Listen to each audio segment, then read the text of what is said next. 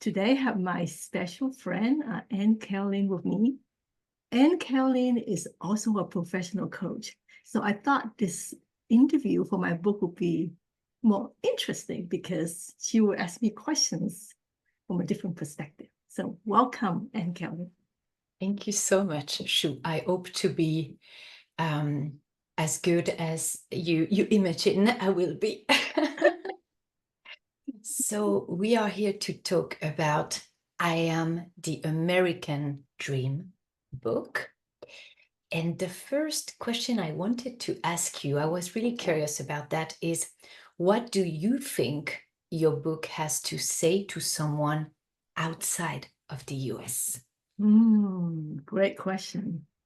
So one thing that I want to clarify is that because the co-author and myself, which is my husband and I, we are American. So for anyone who pick up this book, they could replace the word American with their country. Because as immigrant, I think what we share in the book is something that every immigrant from any country, or even you're not immigrant, anyone who wants to build a dream. So our book dedication is actually for people who courageously dare to dream. So it's for any dreamers out there in the world. Wow. So is it your subtitle then, to be courageous enough to dream? Well, the subtitle support that. The subtitle is Be Brave to Be Different. And because most people don't know that we're both black sheep of the family. Okay. Yeah. So as I was writing this book, of course, I ran into some challenges too, right? And I keep reminding myself, be brave to be different. Yeah. Would you like to touch upon a little bit of the processes involved in writing, and maybe touch upon the therapeutic effect on writing on you? Wow, that's a deep If question. you feel up to it, we talk about being brave, being different. So Yep, that's a deep question. So the idea of writing a book started actually about 40 years ago. And I met my teacher in high school, and she was in my US government and also humanities teacher. So in the humanity class, the first 10 minutes, she asked all the students to just write journal. And then she'll read them, but she doesn't judge. So when she read mine, I thought mine was just very simple, like, so, like that was, she would ask a question like, think about what you want to be. Let's say you could reincarnate or something, right? And I said, oh, I want to be a seagull. I want to come back to a seagull and free and all that. Something silly like that. And somehow she was able to connect to my inner soul. And then she said, Chu, you need to write a book. wow. And she said, you're going to be a writer and you're going to, write a book. And I was like, no, I'm not going to write a book. Because at that time I was focused on, science and math, right? And English is not my first language, so I never thought I could write a book. Yeah, and then over the years when I felt really down, so because I wrote this in the book too, I encountered racism, discrimination, and then heartbreak and all that. And then sometimes it's just really hard to express myself. So I end up writing poetry. Yeah, so it became like, it gave me closure, believe it or not, it gave me closure after I create a poem. And so I kept those all those years. So I included in this book too. Yeah. So Wow. So you've been a poet for a long time. I don't call myself a poet. It's just that sometimes I need to write a poem. And also when I was really super, super happy, like when I met my husband to be, I also wrote a poem too. That's fascinating how writing has been a way to celebrate joy and to cope with the challenges of life. Yeah. So it's been, and then the process of so this year on January 1st is when I really seriously start writing on the book, right? And then for the last few months, I think starting in April, I just wrote and wrote and wrote, and I got up around 6 a.m. or even earlier, and I wrote all the way to like past midnight. And Wow. yeah, and then something I didn't expect is the way that because each chapter is center a set of emotion. Okay. So I have to read it out loud, and I have to write to the point that I myself becoming emotional. Then I know, okay, I think I hit it. I hit the note. I hit the note, right? And I didn't know that it's also very therapeutic in the sense that there's some past relationship, for instance, that I didn't have a closure, and writing this book, it let me see an overall picture, because this book is pretty much like span over 45 years of my life, roughly, or maybe even 50 years, because I wrote from what I remember as a kid, about 6 years old till now, right? Yeah, so it's kind of like a snapshot of my life. Yeah. And I'm wondering which lesson maybe you gathered along the way of the writing process you described from this April month. I would say forgiving. Yeah. I wrote about a past relative, and I didn't really fully forgive him, but now I forgave him. And then also, some of the challenges that I ran into, and I just have to learn to like let go and forgive. Forgiveness and letting go. Yeah. I can't wait to read the book. And I know it's available now, so that's a good news. The people who are listening to us know that we don't have any script, and there is something I would like to ask you, but we didn't prep, so I don't know if you have the material ready, but I was wondering if you would like to share maybe a few lines or something that you would like to share just with us now. For the book? Yeah. Okay. Actually, I have a sense that you will ask me that. So then I should be prepared.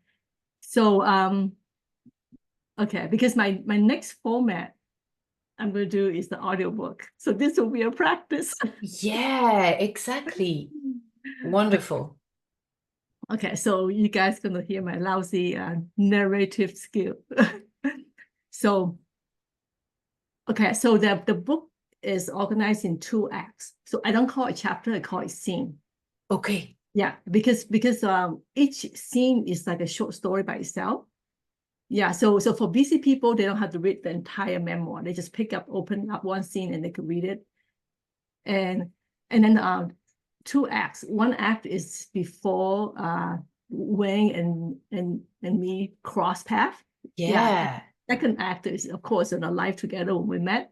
So I'm going to read to you scene 1, act 1. Okay. Okay. How it all began.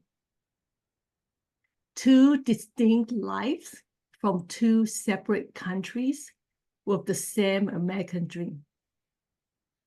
Kampojam, Cambodia, 1966. A baby girl was born in a small third world country village, unknown to the rest of the world. Very far from America, her life began like a newborn bird, breaking free from its delicate shell. She made it out alive. Wow. After the first man stepped on the moon in 1969, when the whole world was watching, her beloved aunt asked her, "What do you want to be when you grow up?" Without hesitation, her eyes gleamed with curiosity. She reached out to capture the most ambitious dream. I want to be an astronaut. Victoria Harbor, Hong Kong, 1966. A 5-year-old boy from a bustling city known as Fragrant Port. That's Hong Kong. Okay. caught his first glimpse of a helicopter lifting off. At that moment, he told himself he would fly helicopters when he grew up. Hong Kong, to Phoenix, 1974. At 12 years old, the boy immigrated from Hong Kong to America. He and his parents, older sister, younger sister, and younger brother board a Pan Am 747 from Hong Kong to San Francisco. Then went on to start a new life in Phoenix, Arizona.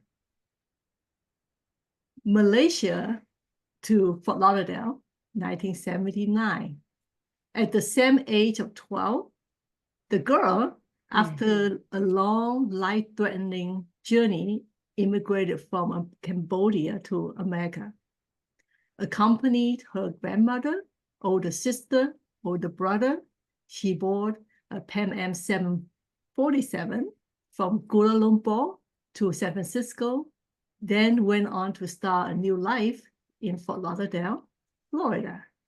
2 souls, 2 journeys, till their paths cross, become one life. Thank you so much for sharing this beginning. Yeah, so what do you think?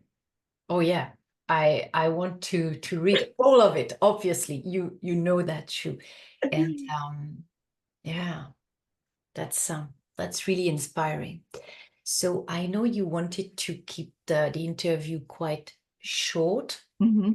So which question would you like me to ask you to finish it? That's a good question. I guess I could share my final thoughts. Okay. Yeah. My final thought is after writing this book, I think everybody should write a book. And why is that? Because it's a great process. It's a you know it's a very therapeutic process for me, and it's something something that I believe each one of us have inspirational stories to share with the world. Yeah, and then also we might have stories from our parents and all that, because my book, I actually included 3 more generations. Yeah, so my parent, my grandmother, my great grandmother, and if we didn't write down, it just get lost. Yeah. So writing our own stories, Yeah. gather the wisdom Yeah. of generations. Yeah, and now with Amazon and all the self-publishing is very possible now, because back in the old day you need to get a publisher to publish your book. Yeah. But it's much easier. Yeah, and just a little additional question when you talk about self-publishing. Yeah. Did you find a name for your publishing? Oh yeah, I did. So the logo is a cute dragon on a globe. Yeah, which is in my book. And then a story is when Wayne and I went to Nice, we saw a boat. In the back of the boat, it say "All my life," right? And we thought, yeah, probably took all their life to afford this boat. and then so we say, how about if one day we own a boat, we say all our lives, right? And then Dwayne is really good in coming up with names, because he's the one who came up with the title, An American Dream. Okay. So I asked him, how should we name our publishing company? And he said, how about All Our Lives? So it's called All Our Lives Publishing. Wonderful. Yeah. So now if we want to write our own memoir or memoir of someone in our family, we know where to find you, Shu. Oh, yeah, yeah. I will be happy to share everything I know. Yeah, yeah. Yeah, I know you're a very generous person. Thank you so much for this interview, and I'm looking forward to reading the book. Thank you so much for your time interviewing me. Bye. Bye.